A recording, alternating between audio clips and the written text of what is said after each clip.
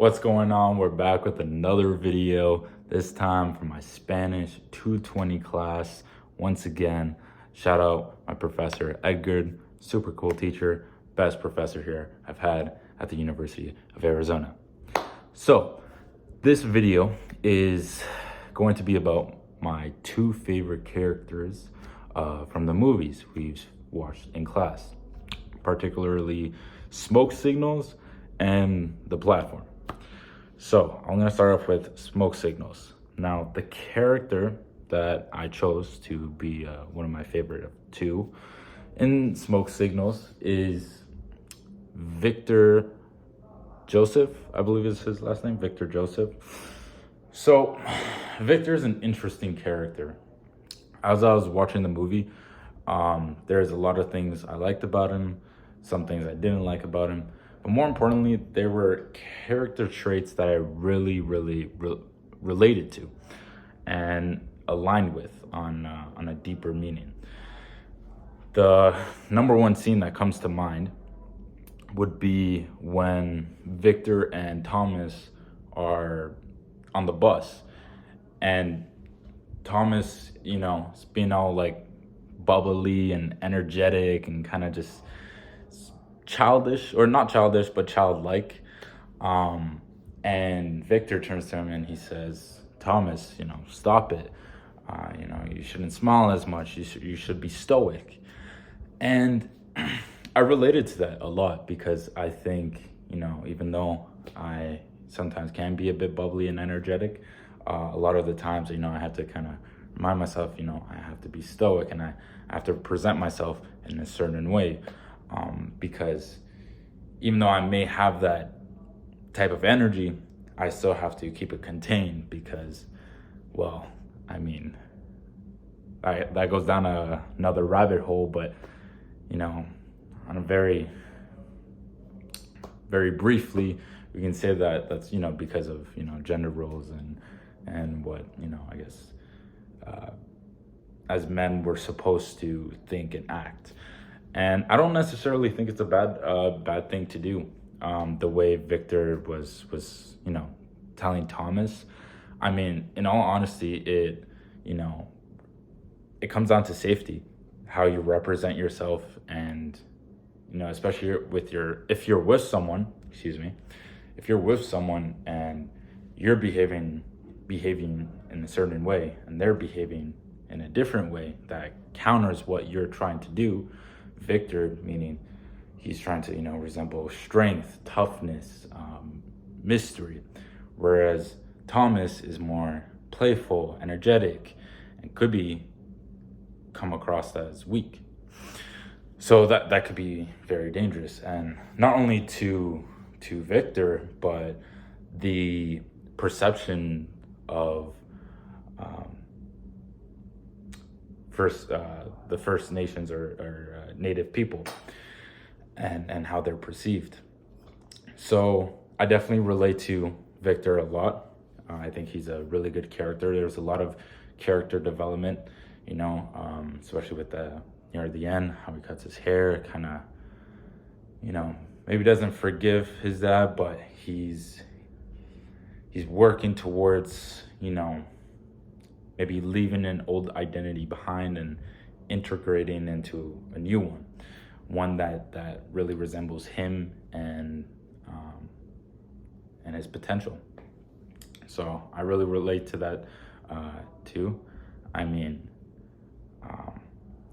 not I guess so much on the father side, which I'm thankful for. But when I was younger, when I was, I guess, less experienced in life, there were times I'd be angry, with my dad or my mom, and I got out of it. I grew out of it pretty quickly, just because of, I guess, how I grew up, the values I grew up with. Started to really realize that it's better to side with them than maybe other people, just because when I was siding with other people, it was leading me down a different, more difficult road. And it's interesting. It's almost like reverse for Victor, where he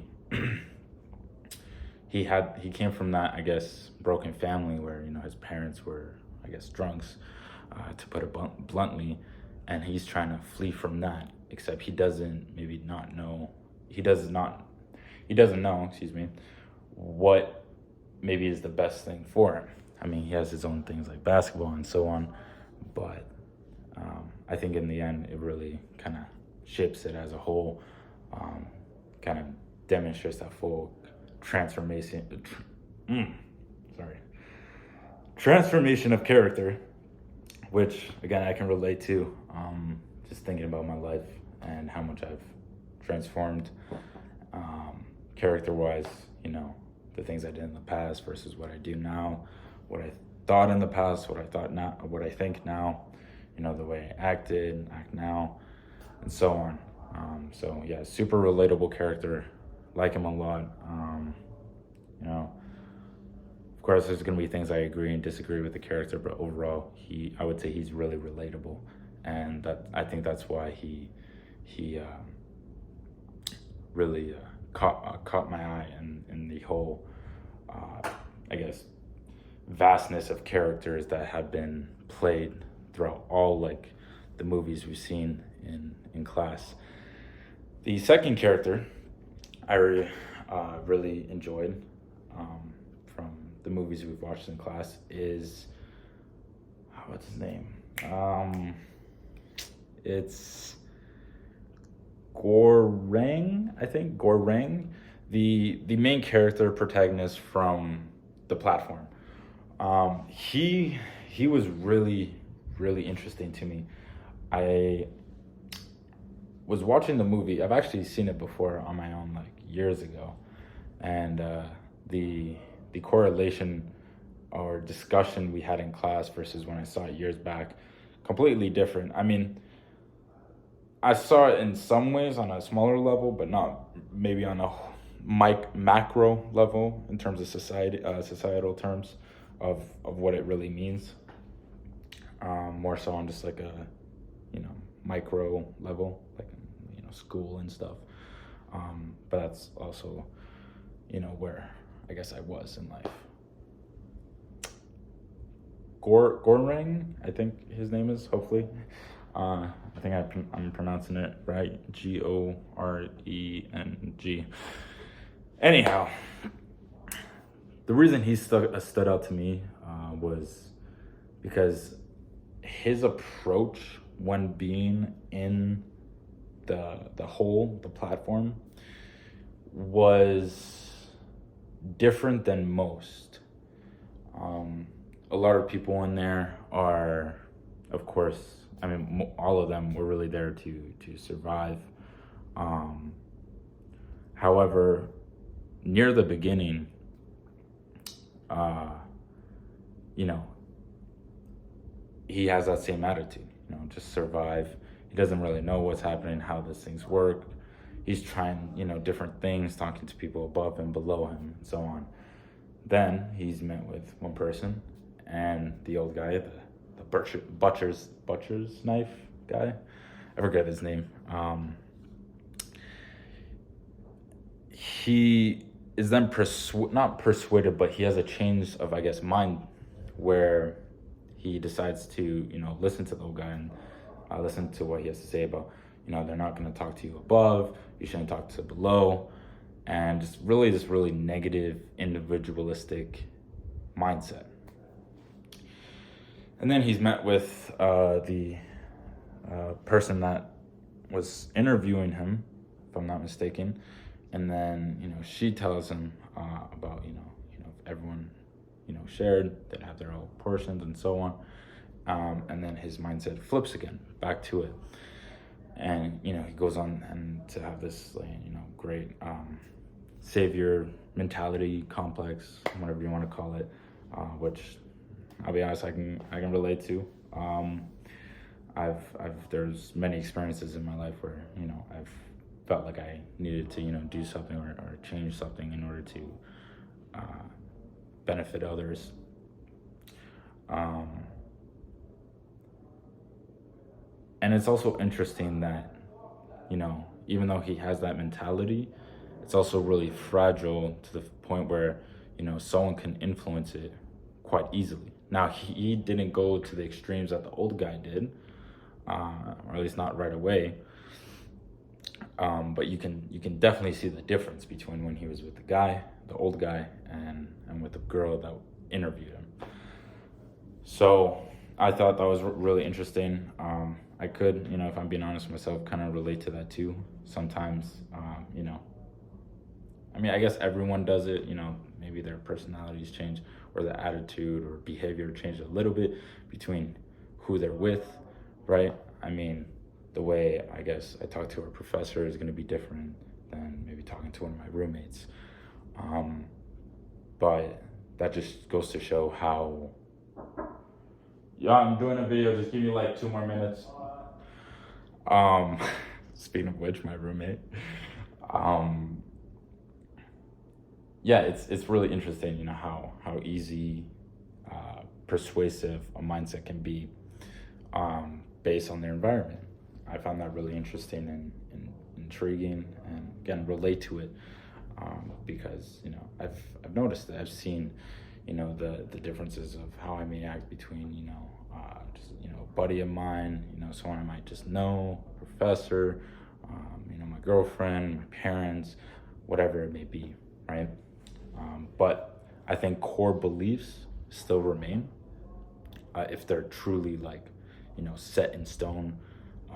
The foundation, if you truly believe those are the foundation of you, then they're gonna remain no matter who you're with. So even though he was a bit influenced with the older guy, you could still see he had that, I guess, good guy mentality. I don't really know how else to explain it, but there was a clear distinction between the motives between Goreng and the old guy with the knife. And that was really interesting to see. It intrigued me a lot, related a lot to me, and just think about my life experiences. And yeah, I think these two characters, they definitely demonstrate a lot. I think the main reason why both of them I guess are my favorite out of all the characters, out of all the movies I've seen in class, is because they're so relatable. And they're not going to relate to everyone, but they did to me, because people like when things are relatable, because it doesn't make us feel, I guess, alone, or just like so set apart where you're not even in the equation in terms of society. So it's good to see that, but it's also good because it makes you reflect, and it makes you watch their actions and think about your own, and how someone from either the same, I guess, mentality or behavior as you, or even someone else from a different perspective or mindset, or core beliefs, might view you and your actions. So it just gets into this chain of reflecting and reflecting on your reflecting. Gets kind of confusing, but overall, really great characters, played very well. I really enjoyed both movies, and yeah, it was a good time. It was, like I said, really enjoyable, and I guess that's it. Wow, that was quite a long video. Sorry, I had to keep you watching all of that, but I don't know what I do. Sometimes you like a character so much, you kind of just keep going, and it's got so much to say, you just want to keep going. But I think I've said everything I need to say or want to say. Characters are great, relatable, funny at times, and definitely demonstrate something creative, new. I wouldn't say new, but creative, and so, characters that I think would actually relate to a lot more people than I may think. But That's it for now. Thanks.